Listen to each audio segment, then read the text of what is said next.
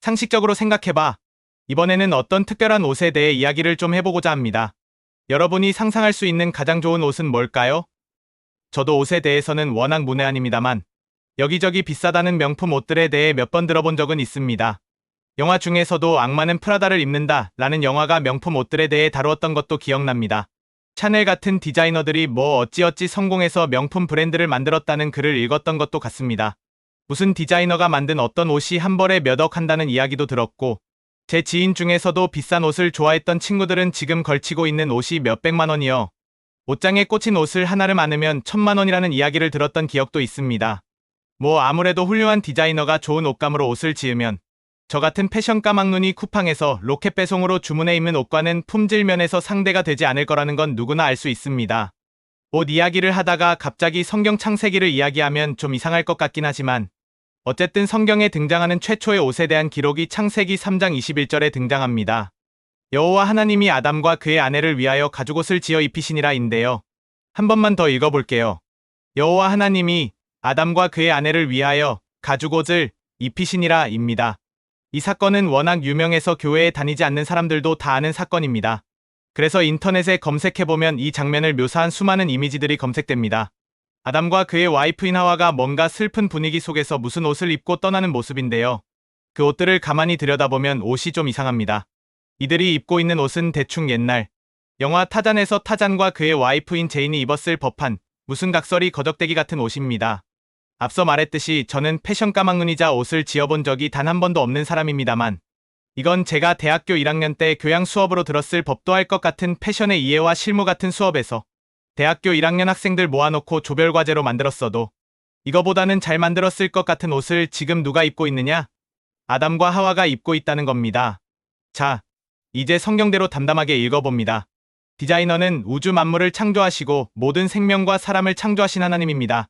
그 상상할 수도 없는 위대한 분이 대충 쇼윈도우나 옷걸이에 걸어놓으려고 만드신 게 아니라 하나님이 손수 만드신 아담과 하와를 안타깝게도 쫓아내면서 입히기 위해서 풀떼기가 아니라 가죽을 사용해서 그리고 아담과 하와더러 알아서 지어 입으라고 옷감을 던져주신 게 아니라 직접 옷을 만들어서 입히셨다는 이야기입니다. 그런데 그 결과물이 대학교 1학년 학생들 교양 수업, 조별과제 숙제 같은 모양이다. 물론 뭐 꼭 그러지 말라는 법은 없습니다만 아무래도 충분히 의심스러운 정황입니다. 아쉽게도 성경은 이 옷에 대한 이유의 기록이 전혀 없습니다. 그러나 성경이 언급하고 있는 어떤 책에 이 옷에 대한 좀 더 많은 설명이 기록되어 있습니다. 바로 여호수아서 10장과 사무엘하서 1장에 기록된 야살의 책이라는 기록입니다. 창세기부터 여호수아까지의 이야기를 담고 있는 이 야살의 책은 참고로 당연히 성경이 아닙니다. 그래서 현재 전해 내려오는 야살의 책은 성경처럼 수천 년을 거치며 그 무오류성이 검증된 책은 아닙니다. 다만 그저 참고와 재미로 보기에는 괜찮다고 말씀드리는 이유는 이 야살의 책의 내용이 성경의 내용을 특별히 거스르는 곳이 없으며 성경에는 기록되지 않은 좀 더 디테일한 이야기들이 담겨 있기 때문입니다. 이제 그 이야기를 짤막하게 풀어봅니다. 말할 것도 없이 아담과 하와는 하나님이 지어주신 이 옷을 갑오로 간직하며 후대에도 물려줍니다.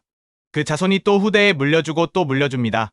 아담이 셋에게, 셋이 에노스에게, 에노스가 또 게난에게, 게난은 마할랄렐에게, 또 아들 야렛에게, 계속 에녹에게, 무두셀라, 라멕. 그리고 당연히 라멕의 아들인 노아는 이 옷을 잘 챙겨가지고 방주에 탑승합니다. 노아와 세 아들, 그리고 그들의 아내들까지 총 8명은 방주에 잘 타고 내렸습니다. 한동안은 괜찮았을 겁니다.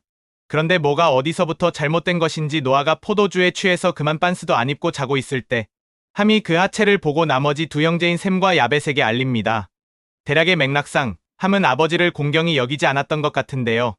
이제 셈과 야벳, 이 두 형제가 아버지의 옷을 어깨에 메고 뒷걸음질로 들어가서 아버지의 하체를 보지 않고 그 옷으로 아버지를 덮었다고 창세기 9장은 기록하고 있습니다.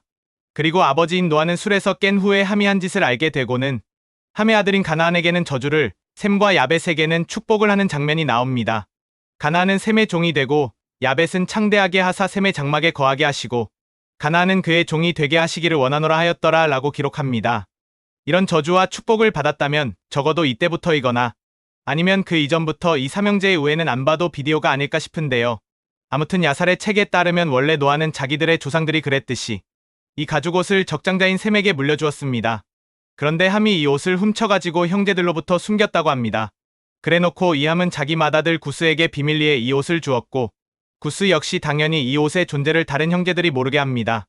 그동안의 관례대로라면 구스도 이 옷을 자기 적장자에게 몰래 물려줬어야 하는데 이 구스가 그만 늦둥이를 낳아버립니다. 그리고 아마도 그 늦둥이가 너무 예뻤던 것 같아요. 뭐 나중에 보면 그랬을 만한 늦둥이기도 한데 그래서 자기 적장자에게 이 옷을 주는 게 아니라 그 늦둥이에게 줍니다. 그리고 구스가 그 늦둥이한테 형제들 몰래 잘 숨겨서 가지고 있어 라고 이야기를 하지 않았을까 싶은데 그 늦둥이도 또 대단한 늦둥이라 그 옷을 그만 자기 20살 되던 해에 지가 꺼내어서 입어버립니다. 그래서 어떻게 되었다고 기록할까요? 그 옷을 입고 더욱 강해졌다고 기록하고 있습니다. 여기서 퀴즈. 그 옷을 입고 더욱 강해진 그 20살 아이는 나중에 역사상 최초의 제국인 아시리아를 건국하고 창세기 10장에서 여호와 앞에 용감한 사냥꾼이라고 기록된 그 유명한 니므롯입니다. 다시 가죽옷 이야기로 돌아가 봅니다.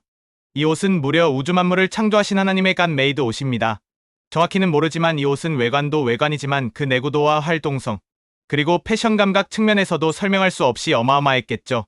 그 성능은 아마도 요즘 나이키 같은 스포츠 브랜드들에서 어마어마한 과학기술자들을 고용해서 만든 다음에 올림픽 선수들에게 입혀서 퍼포먼스를 개선하는 그 성능의 끝판왕 같은 옷이 아닐까 생각해 볼 수 있습니다.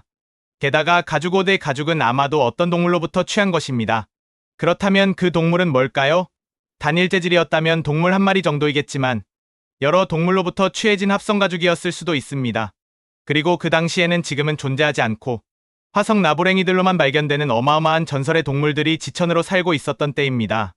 욥기에도 등장하는 베헤모트나 레비아탄 같은 동물들의 설명을 보면 정말 기가 막힌데요. 베헤모트의 경우 욥기 40장 19절을 보면 그것은 하나님이 만드신 것 중에 으뜸이라 그것을 지으신 이가 자기의 칼을 가져오기를 바라노라 라고 기록되어 있고 레비아탄은 욥기 41장을 보면 칼이 소용없고 창과 투창과 화살촉도 꽂히지 못한다고 기록하고 있습니다.